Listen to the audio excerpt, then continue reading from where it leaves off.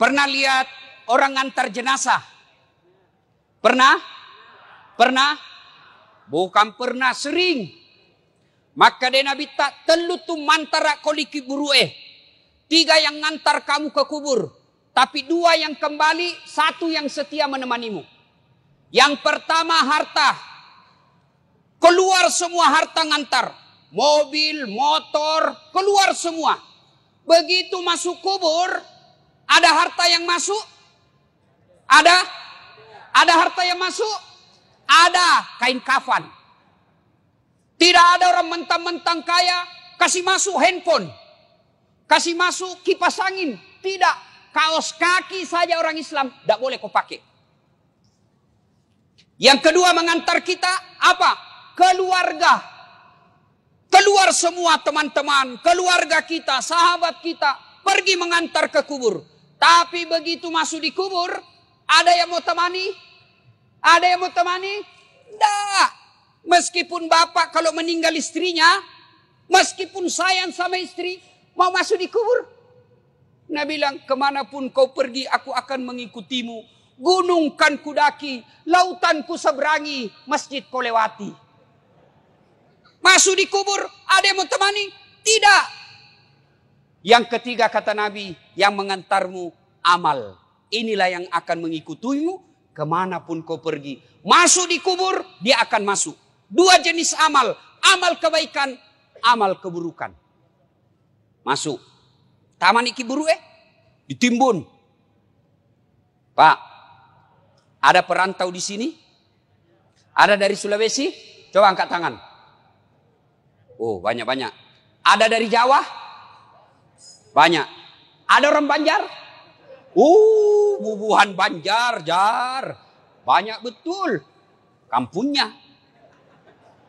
Bapak orang Bugis datang merantau ke Batu Licin. Ternyata di Batu Licin tidak sesuai harapan. Masih ada pilihan? Masih ada? Ada. Pulang lagi Pak. Lewat Batu Licin, turun di Parepare. Dari Jawa merantau ke Batu Licin. Sampai Batu Licin kada nyaman. Bulik lagi pian. Pergi di Jawa. Iya toh? Cocok. Tapi demi Allah. Kota mana ki buru masuk kalian kubur. Senang tidak senang. Tinggal kau di situ. Tak boleh kau lagi keluar. Kalau kau keluar kau dari kuburmu, kau dikubur sore, keluar kau besok pagi, lari semua orang Batu Licin.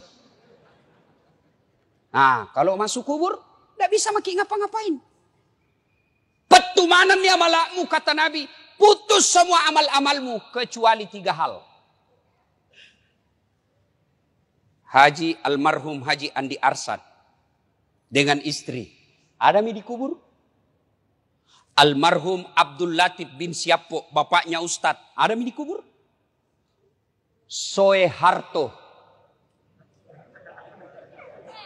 Habibie, Gus Dur, Soekarno, ada mi di kubur? Mbah Surip,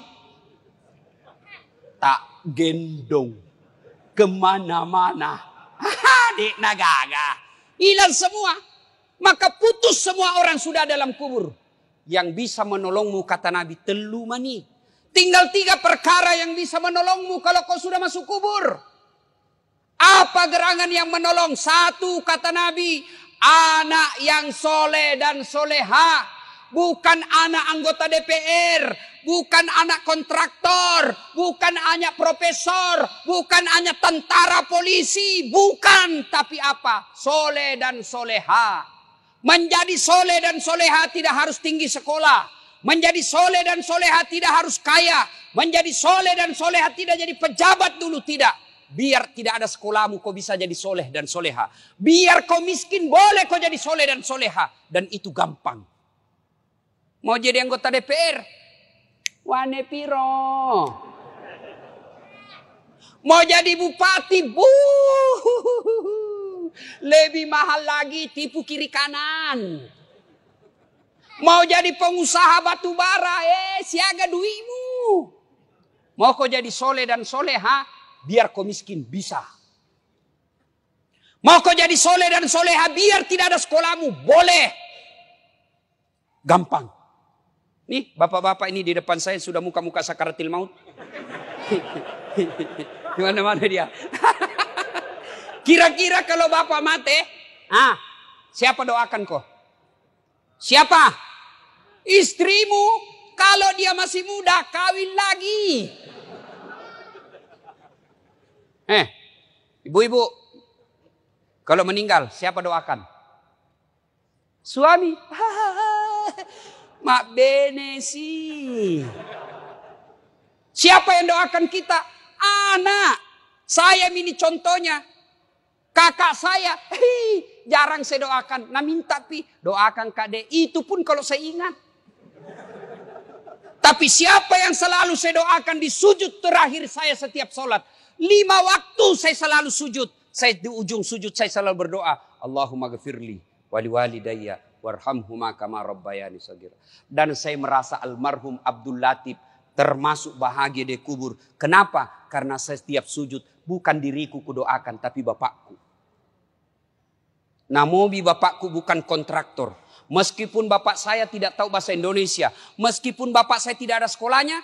Tapi insya Allah bahagia di kubur karena anaknya selalu doakan. Nih bapak-bapak kalau mati Ki. Mau Ki lihat bagaimana nasib tak di kubur. Lihat anakmu sekarang. Lihat anakmu. Kalau anakmu malam Jumat kau intip.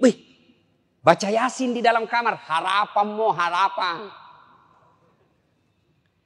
Pagi-pagi, siapa buka pintu itu? Intip, tahu wah. Anaknya yang bungsu buru-buru ke masjid. Harapan no. Anakmu pergi main futsal jam 5. 10 menit sebelum menjalan, lari-lari pulang cepat rumah. Kenapa? Dia mau tunggu sholat jamaah maghrib di masjid. Harapan Pak, meskipun kau cuma ngontrak-ngontrak. Biar anakmu tinggi sekolahnya. Banyak uangnya. Banyak istrinya. Tapi tidak pernah sembahyang. Macilaka kok. Pintar bahasa Inggris Ustaz. Apa hebatnya pintar bahasa Inggris? Nah bilang jago sekali anaknya itu Ustaz. Masih SD pintar bahasa Inggris. Nah banyak anak-anak pintar bahasa Inggris. Nggak percaya pergi kok di Inggris. Itu anak-anak di Inggris Pak. Bahasa Inggris semua. Apa kalau dia pintar bahasa Inggris? Memangnya kalau dia pintar bahasa Inggris berdoa pakai bahasa Inggris. Oh my God. Please help me my mother. Bleh. Pasti bahasa Bonjar juga. Bujur. Maka Pak Bu. Yang bisa menolong Bapak seketika kubur. Anak yang soleh dan soleha. Yang kedua. Yang bisa menolong kita ketika sudah masuk di kubur. Apa? Sedekah. Nih bapak-bapak yang banyak cincinnya. Jamrud. Ruby. Pak Sudian. Mahal jamnya. Kalau pian mati. Siapa pakainya itu?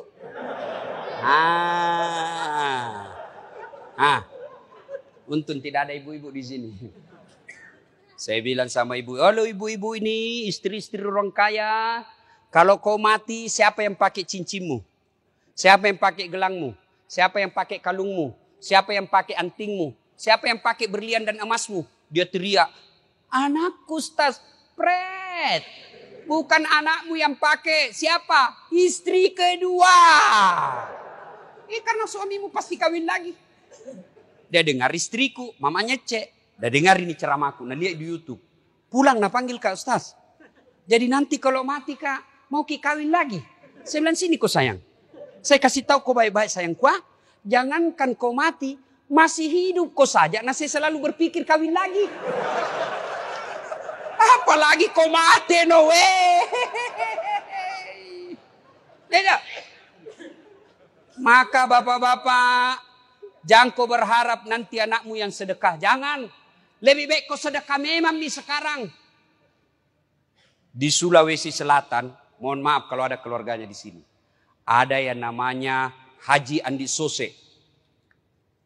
Ketua Legiun Petran, sudah arwah sekarang. Beliau kalau saya tidak salah 99 tahun meninggal atau lebih 100 tahun. Tidak pernah kita dengar sakit. Tidak pernah dihina orang. Tidak pernah kita dengar cerita jelek.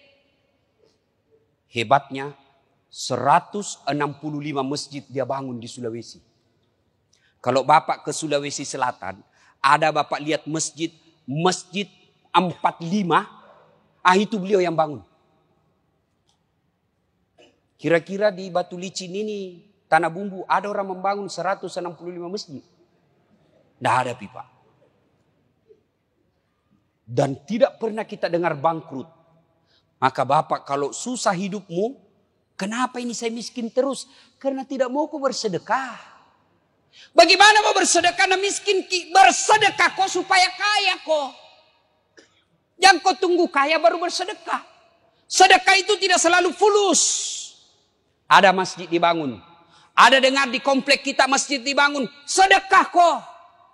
Yang kaya sedekah kau dengan semen, besi, tembok, semen. Yang pejabat sedekah kau dengan tanda tanganmu. Yang tidak punya jabatan, yang tidak punya uang, sedekah kau dengan tenagamu. Pergi kau angkat semen. Saya tidak kaya, tidak pejabat, tidak kuat Ustaz. Tapi saya mahasiswa, sedekah kau dengan otakmu. Pikir bagaimana supaya ini, pikir ini. Ustaz, saya pandai menggambar. Nanti saya gambarkan. Saya pandai ada ketik komputerku, saya ketik undangannya. Itu sedekahmu. Saya bukan pejabat, saya bukan orang kaya, saya bukan mahasiswa, saya tidak punya tenaga kerja keras. Apa sedekahmu? Diam kau. Jangan kau banyak bicaramu. Ada juga itu tidak pernah datang berjamaah, tidak pernah nyumbang, tidak pernah ikut rapat. Mak kok bawa nolah cilaka. Ya mega bicara. Sedekah Pak. Bapak-bapak ini terutama kita yang sudah tua. Sedekah Pak. Demi Allah kalau Bapak sudah masuk kubur. Menantinya bukan 1 tahun kau dikubur. Bukan 100 tahun kau dikubur. Tidak balik-balik mako. Mondronok kau tu. Dena gagamu lisu. Sedekah Pak. Ada orang tidak mau sedekah pada luannya banyak. Apa nak pikir? Anakku kasihan. Bagaimana nanti? Anakmu lentongi rezekinya. Enak sekali tuh anak. Dikasih sekolah. Dikasih menikah. Dibelikan rumah. Lahir cucunya kita lagi akekai. Dibelikan lagi mobil cucu. Dikasih sekolah lagi cucunya. Iya kalau nak ingat kok. Kalau mati kok. Anak lentongi rezekinya. Yang penting anak kasih sekolah. Sudah kasih sekolah. Ada rezekimu. Kasih modal kerja. Ya mau kau urusi rumahnya. Biar ton dia urus. Enak sekali dia jadi anak kalau semua mau diurus. Yang wajib kamu ikuti terus sampai ajalnya. Nasihatnya. Nasihati sampai ajalnya tiba. Tapi rezeki biar dia urus dirinya.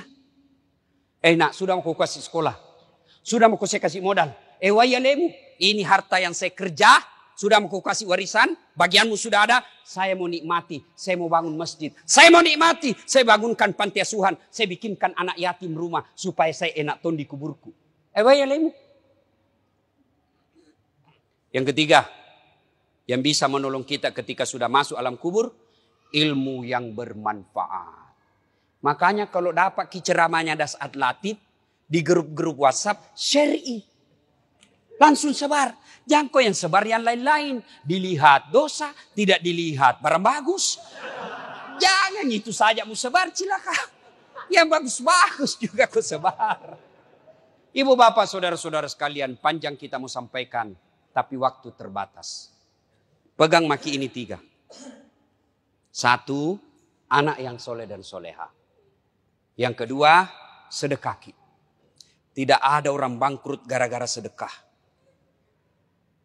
Malah kalau mau bapak kaya tolak bala, sedekah. Kenapa itu anakku Ustaz susah sekali dinasihati? Tidak pernah ku sedekah. Kalau bapak bersedekah, lihat siapa dikasih. Kalau guru kita kasih, Bu Imam kita kasih, Dasat Latif kita kasih, jangan mau kau kasih dasi. Tidak usah kau kasih sepatu pantopel. Kapan pindah pakai? Ustaz Pak Imam pakai dasi kupu-kupu. Apa kasih Bu Imam? kasih sarung dengan amplop. Tapi kasih tong isinya. Tidak ada gunanya amplop kalau tidak ada isinya. Ayo, anak sekolah, yang mau kau kasih sarung. Lebih utama, kasih bayarkan SPP-nya. Itu lebih manfaat. Kasih yang bermanfaat. Sedekah. Kemudian yang ketiga, ilmu yang bermanfaat. Bapak dalam grup WhatsApp punya 10 grup. Sebarkan 10. 10 grup itu masing-masing anggotanya 100, 1000. 1000 Bapak sebarkan dakwah-dakwah. Masa tidak ada yang amalkan? Kalau ada yang amalkan, selama dakwah itu diamalkan, maka yang menyebarkan dapat pahala. Ustadznya dapat pahala, yang menyebarkan juga dapat pahala. Tapi sebaliknya kalau Bapak selalu sebarkan berita-berita bohong, seperti hoax soal vaksin. Vaksin ada chip, ada besinya. Komunis. Siapa ajar kok? Bilang ada besinya di sini Ustaz. Mati semua itu tentara sama polisi kalau itu vaksin jelek. Mana ada polisi sama tentara belum divaksin? Tanya itu polisi ada di sana. Tanya Mi. Tanya. Sudah divaksin toh? Ya mau vaksin tidak terima gajimu. Itu. Kalau vaksin ini jelek Pak. Pasti tentara sama polisi sama pegawai negeri mati semua Mi. Sudah semua divaksin. Saya sudah divaksin. Alhamdulillah sehat walafiat. Tapi Bapak yang sebarkan berita-berita bohong soal vaksin. Selama berita itu beredar, selama itu Bapak edarkan kebohongan. Dapat dosa. Meskipun Bapak sudah mati dikubur, dapat kok dosa. Ya, daripada sebarkan berita bohong, mending sebarkan berita kebaikan. Terima kasih. Lebih dan kurangnya mohon dimaafkan. Mari kita kirimkan suratul Fatihah kepada Rasulullah Muhammad SAW. Khasiat dan keutamannya kita ikhlaskan kepada almarhumah Hajjah Wardatul Wartiyah binti Haji Abdul Somad dan arwah Haji Andi Arsad Peta Tahang. Al-Fatihah.